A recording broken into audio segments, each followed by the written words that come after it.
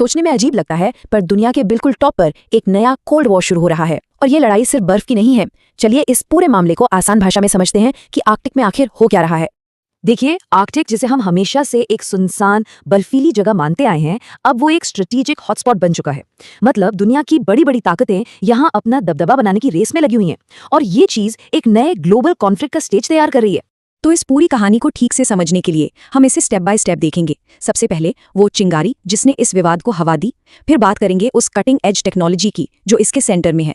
साथ ही ये भी देखेंगे कि कैसे दो देशों के रिश्तों में दरार आई, एक तीसरी सुपर पावर कैसे इस गेम में शामिल हुई, और आखिर में इस सब का भविष्य के लिए क्या मतलब है। चलिए शुरुआत करते हैं उस मोमेंट से जब ये धीरे धीरे सुलग रहा टेंशन अचानक एक खुले आम टकराव में बदल गया।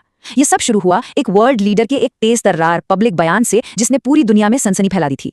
ये विवाद तब आग पकड़ा जब उस वक्त के यूएस प्रेसिडेंट डोनाल्ड ट्रंप ने कनाडा पर सीधा सीधा इल्जाम लगाया कि वो अमेरिका के एक बहुत जरूरी डिफेंस इनिशिएटिव को कमजोर कर रहा है। ये सिर्फ एक डिप्लोमेटिक नोकझोंक नहीं थी, ये असल में अमेरिका फर्स्ट अप्रोच और कनाडा के इंटरनेशनल कोऑपरेशन पर विश्वास के बीच एक सीधी टक्कर थी। और इसी बात से दो इतने करीबी पार्टनर्स के बीच का फंडामेंटल डिफरेंस साफ दिखता है। देखिए, अमेरिका के लिए अलायंस की सिक्योरिटी सबसे पहले आती है, जबकि कनाडा के लिए अपनी नेशनल सॉवरेनिटी यानी अपनी खुद की मर्जी और नए इकोनॉमिक पार्टनर्स ढूंढना भी उतना ही जरूरी है। बस यही दो अलग अलग सोच आर्कटिक में आमने सामने आ गई हैं। तो सवाल ये उठता है कि इस पूरे झगड़े की जड़ आखिर है क्या। वो है एक प्रोजेक्ट जिसका नाम काफी मिस्टीरियस सा है, गोल्डन डोम। लेकिन ये है क्या चीज, और इस पर इतना बवाल क्यों मचा हुआ है। गोल्डन डोम को आप नॉर्थ अमेरिका के लिए एक हाईटेक सुरक्षा कवच समझ सकते हैं। ये कोई मामूली मिलिट्री बेस नहीं है, ये एक बेहद एडवांस्ड मिसाइल डिफेंस सिस्टम है जिसे इस कॉन्टिनेंट को नए और आने वाले खतरों से बचाने के लिए बनाया गया है। इसकी स्ट्रेटेजिक इंपॉर्टेंस 3 वजह से है। पहला, ये आने वाली मिसाइलों के खिलाफ एक जरूरी डिफेंस है। दूसरा, पिघलते बर्फ से जो नए समुद्री रास्ते खुल रहे हैं, ये उन पर नजर रखता है। और तीसरा, और शायद सबसे जरूरी, ये आर्कटिक रीजन में चीन जैसे कॉम्पिटिटर्स के बढ़ते इन्फ्लुएंस को काउंटर करता है। अब देखिए कितनी अजीब बात है कि एक प्रोजेक्ट जो डिफेंस के लिए बनाया गया, वही दो सबसे करीबी देशों के बीच इतनी बड़ी दरार की वजह बन गया है। तो चलिए देखते हैं कि ये अलायंस आखिर टूट क्यों रहा है।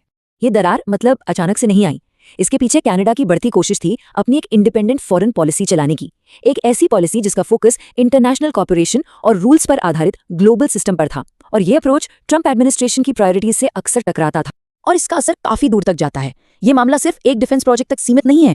इस टेंशन की वजह से उनके इकोनॉमिक रिलेशंस, ट्रेड डील्स और बाकी सिक्योरिटी पार्टनरशिप्स पर भी बुरा असर पड़ रहा है। एक तरह से पूरा यूएस कनाडा रिश्ता ही दांव पर लगा हुआ है। लेकिन ठहरिए, इस कहानी में एक और पावरफुल प्लेयर है, एक ऐसा प्लेयर जिसकी एम्बिशंस पूरे इक्वेशन को बदल सकती है। जी हाँ, हम बात कर रहे हैं चीन की। और आर्कटिक में उसका जो गेम प्लान है वो इस पूरे रीजन का नक्शा बदल रहा है। लेकिन सवाल तो ये है ना कि चीन, जिसका आर्कटिक से दूर दूर तक कोई लेना देना नहीं, वो इस बर्फीले इलाके में इतना इंटरेस्ट क्यों ले रहा है। इसका जवाब चीन के ग्लोबल एम्बिशंस को सामने लाता है।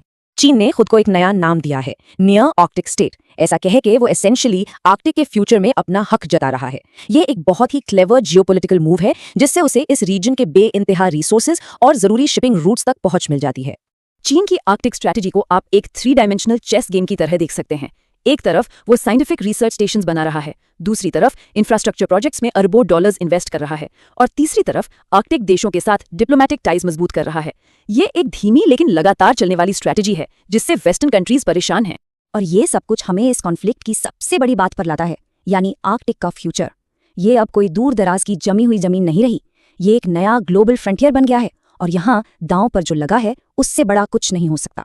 सोचिए, हम बात कर रहे हैं ट्रिलियंस ऑफ डॉलर्स के तेल, गैस और मिनरल्स की जो अब एक्सेसिबल हो रहे हैं। हम बात कर रहे हैं नए शिपिंग रूट्स की जो ग्लोबल ट्रेड का पूरा चेहरा बदल सकते हैं। सीधे शब्दों में आर्कटिक 21वीं सदी का नया गोल्ड रश है और हर कोई इसका एक हिस्सा चाहता है। ये बदलाव सच में हैरान करने वाला है। जो जगह पहले सिर्फ साइंटिफिक डिस्कवरी के लिए जानी जाती थी, अब वहां मिलिट्री पोजिशनिंग हो रही है। जो मोटी बर्फ कभी एक रुकावट हुआ करती थी, अब उसके पिघलने से रिसोर्सेज और इन्फ्लुएंस के लिए एक नई रेस शुरू हो गई है। तो आखिर में बात सिर्फ गोल्डन डोम की नहीं है। ये प्रोजेक्ट तो बस एक सिंबल है, असली लड़ाई तो इससे कहीं बड़ी है। ये लड़ाई है आर्कटिक पर कंट्रोल की और इस बदलती हुई दुनिया के फ्यूचर की। तो जैसे जैसे आर्कटिक की बर्फ पिघल रही है, एक बहुत बड़ा सवाल सामने आ खड़ा होता है। क्या ये नया नॉर्दर्न फ्रंटियर कॉर्पोरेशन का एक नया दौर शुरू करेगा, या फिर ये एक नए ग्लोबल कॉन्फ्लिक्ट की शुरुआत होगा? जवाब तो वक्त ही देगा, लेकिन पूरी दुनिया की